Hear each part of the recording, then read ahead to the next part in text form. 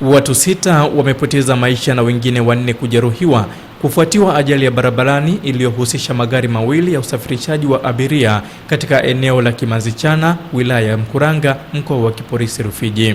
Kwa mujibu wa Jeshi la Polisi mkoa wa Kipolisi Rufiji, ajali hiyo ilitokea Mei 30, 2026 majira saa 11 alfajiri katika barabara kuu ya Dar es Salaam kuelekea Lindi.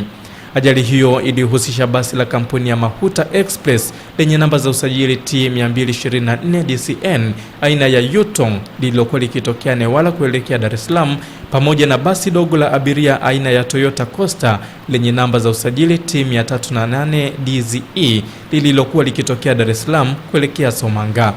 Baada ya ajali kutokea, madereva wa magari yote mawili walikimbia na kuelekea kusikojulikana. Polisi wamesema jitihada za kuwatafuta kupitia wamiliki wa vyombo hivyo zinaendelea. Waliofariki dunia katika ajali hiyo ni watu 6 wakiwemo wanaume 5 na mwanamke mmoja. Miili ya marehemu imehifadhiwa katika chumba cha kuhifadhia maiti katika hospitali ya wilaya ya Mkuranga. Aidha, watu 4 wamejeruhiwa katika ajali hiyo wakiwemo wanawake 2 na wanaume 2. Majeruhi hao wamepelekwa katika hospitali ya Kilimahewa kwa ajili ya matibabu zaidi. Jeshi la Polisi mkoa wa Kipolisi Rufiji limetoa wito kwa madereva na watumiaji wote wa vyombo vya moto kuzingatia kanuni, taratibu na sheria za usalama barabarani ili kuepusha ajali zinazoweza kusababisha vifo, majeraha na hasara nyingine. Na sasa tuelekee huko Kasulu mkoani Kigoma. Mahakama ya hakimu mkazi wa Kasulu imemhukumu raia wa Jamhuri ya Kidemokrasia ya Kongo aitwaye Yabeshi Msema Chance maarufu kama Ankombosomboso mwenye umri wa miaka 21, mkazi wa Kasulu, kwenda jela maisha na kulipa fidia ya shilingi milioni 1 baada ya kupatikana na hatia ya kosa la kubaka mtoto wa miaka 4.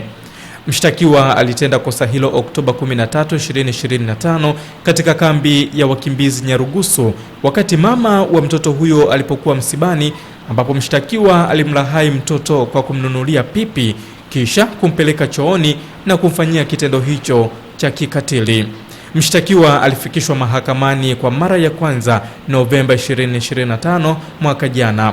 Akitoa hukumu hiyo, hakimu mkadhi mfawidhi Imakulata Shuli amesema kuwa mahakama imejiridhisha pasipo na shaka ushahidi uliotolewa na upande wa mashtaka na hatimaye kumtia mshtakiwa hatiani kwa kosa hilo. Mshtakiwa huyo amehukumiwa adhabu hiyo ili iwe fundisho kwa wahalifu wanaojihusisha na vitendo vya ukiukwaji wa sheria, maadili na ukatili wa kijinsia dhidi ya watoto. Na sasa tusalie jijini Dar es Salaam, ambapo familia pamoja na wanafunzi wa shule ya sekondari Pugu wanasikitika na kutoa vilio kufuatiwa kifo cha mwanafunzi mwenzao aitwaye Elisha Lucas ambaye amefariki dunia Mei 29, 2026. Na kupitia uongozi umetoa maneno ambayo kidogo yanatia huzuni sana na maneno yenye uchungu mkubwa kufuatiwa kifo cha mwanafunzi wa kidato cha 4 aitwaye Elisha Lucas. Wameandika ya kwamba leo familia ya Pugu imempoteza mmoja wa watoto wake, wanafunzi wamepoteza rafiki, walimu wamepoteza mwanafunzi wao, na dunia imepoteza kijana mwenye ndoto na maisha yaliyokuwa bado yanaendelea kujengwa.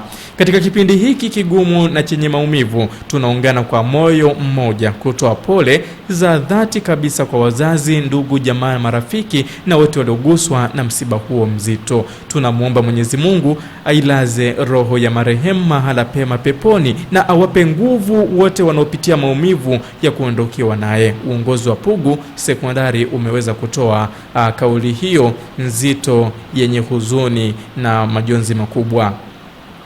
Mungu ampumzishe kwa amani. Basi tuendelee kusalia hapa jijini Dar es Salaam, na sasa tuelekee Kigamboni, ambapo mwili wa aliyekuwa mtumishi wa ofisi ya Waziri Mkuu, kazi, ajira na mahusiano, marehemu Advocate Charles Boaz Swai umewasili nyumbani kwao Kigamboni jijini Dar es Salaam kwa ajili ya ibada na shughuli za mazishi leo Mei 30, 2026. Awali Mei 29 mwaka huu, ibada ya kuaga mwili wa marehemu ilifanyika jijini Dodoma, ambako alikuwa akiishi pamoja na familia yake. Ibada hiyo ilihudhuriwa na viongozi mbalimbali wa serikali na wadau wengine wakiongozwa na Waziri wa Nchi, Ofisi ya Waziri Mkuu, Kazi, Ajira na Mahusiano ya Kazi, Mheshimiwa Deusi Sangu.